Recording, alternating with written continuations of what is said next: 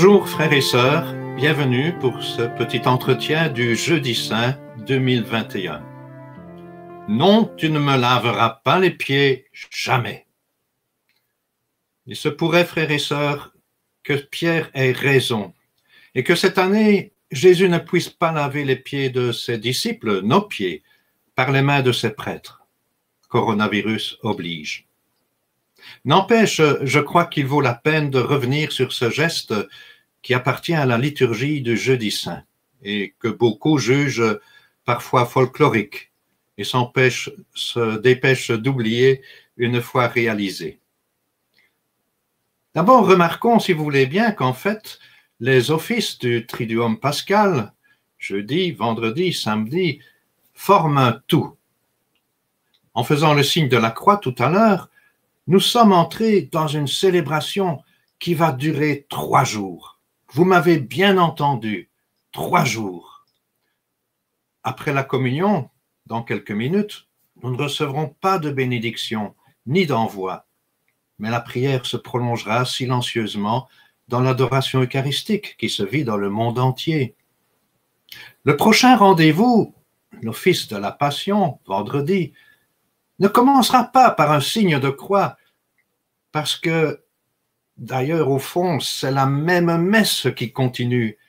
Jésus qui donne sa vie sur la croix.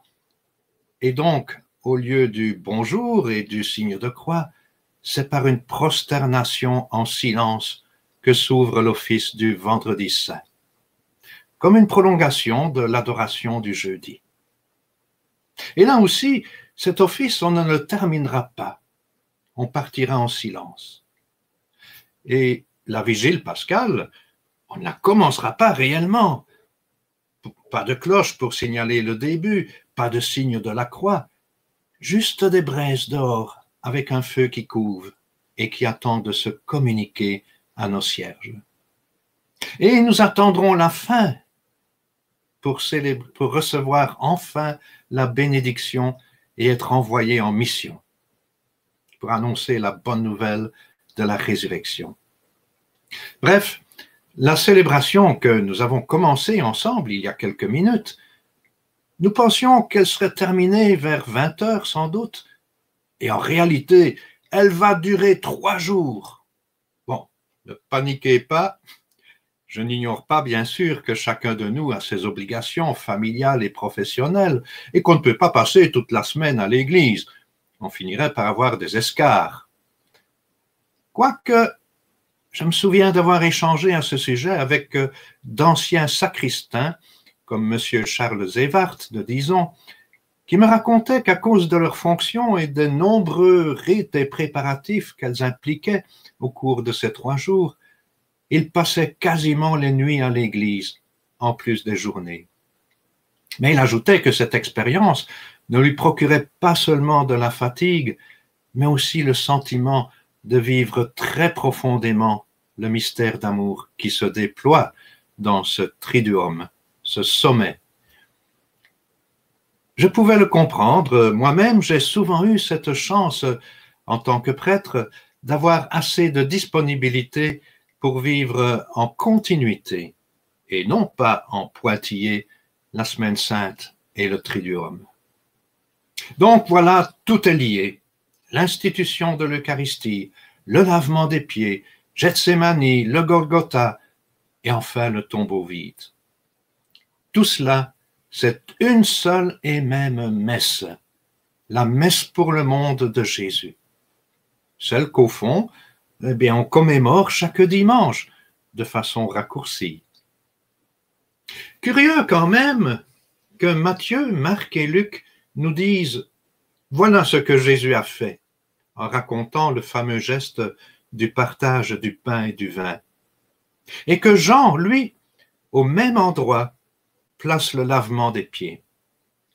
Et il ajoute, comme les 3 autres, l'ordre du Christ, pour que vous fassiez comme j'ai fait. Alors, au fond, lavement des pieds et Eucharistie, n'est-ce pas tout un?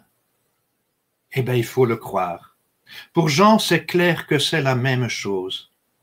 Il y a quelque chose de quasi sacramentel dans ce geste de Jésus réalisé juste avant de mourir. D'ailleurs, pour la petite histoire, ce lavement des pieds, certains se sont posé la question de savoir pourquoi on n'avait pas choisi ce rite-là comme rite d'ordination des prêtres. J'aurais trouvé cela assez sympa et surtout parlant, car révélant la finalité du ministère sacerdotal et diaconal. Prendre soin des pieds des autres. Cela veut dire servir en se plaçant sous la personne que l'on sert, comme Jésus. En dehors du fait que ce ne serait pas très pratique pour les ordinations, vous voyez le bazar de bassins et de cruches, on a préféré utiliser l'imposition des mains qui indique l'envoi de l'Esprit Saint. Quand même plus pratique pour les ordinations. Mais ce que Jésus fait pour ses 12 apôtres, il le fait aussi pour chacun de nous, avec la même recommandation. Ce que j'ai fait pour vous, faites de même, vous aussi, les uns pour les autres. Si les prêtres et les diacres sont signes dans l'Église du Christ serviteur, ils le sont pour que nous tous, chacun des membres de son corps, nous soyons serviteurs à l'image du Christ, aux pieds les uns des autres. Ainsi donc, pas d'Eucharistie sans lavement des pieds. Toujours, frères et sœurs, on sera amené, conduit de la source de l'amour vers son embouchure, le service humble et concret du prochain. Mais aussi, inversement, le lavement des pieds, c'est-à-dire l'accomplissement dans la joie et la pauvreté du cœur de ce geste d'amour, l'attention à nos frères humains et à leurs besoins, nous renvoie inévitablement vers l'action de grâce, c'est-à-dire l'Eucharistie. Le fleuve revient vers sa source qui lui a donné naissance, et ainsi de suite, dans un mouvement perpétuel. Ah, si nous avions cela à l'esprit et au cœur chaque fois que nous venons communier à la messe. Comme c'est beau! Et quel dynamisme pour notre vie chrétienne! Dynamisme dans le sens étymologique, force de l'esprit. Donc aujourd'hui, frères et sœurs, nous ne ferons pas le geste liturgique du lavement des pieds pour des raisons sanitaires. Soit on économisera de l'eau et du linge. Mais si j'ai bien compris que Jésus m'a bien lavé les mains, les pieds et aussi tout le reste lors de mon baptême, qu'il m'a purifié et continue aujourd'hui de me purifier dans l'Eucharistie, me purifie le cœur des ferments d'égoïsme, de jalousie, d'orgueil. Et si c'est vrai tout cela, eh bien je sais que la plus grande dignité que j'ai reçue, mon identité véritable de chrétien, de chrétienne, eh bien c'est d'être avec lui Jésus, un petit pauvre serviteur de Dieu et des hommes. C'est ainsi que, en m'oubliant moi-même, chaque fois que j'aime, je passe avec lui, dès maintenant déjà, de la mort à la vie, en partageant sa Pâque. Voilà, frères et sœurs, ce que représente pour moi le geste du lavement des pieds. Nous avons à nous le rappeler chaque fois que nous sommes envoyés tous les dimanches à l'issue de la messe. Allez, allez dans la paix du Christ, allez porter la paix du Christ, l'amour de Dieu au monde. Messe qui se poursuit alors dans ces milliers de gestes d'amour et de solidarité accomplis dans tous nos lieux de vie. Messe qui ne s'achèvera que lorsque la croix victorieuse du Christ, à laquelle nous sommes tous greffés par notre baptême, aura porté tous ses fruits. Conclusion. Pas de bras, pas de chocolat.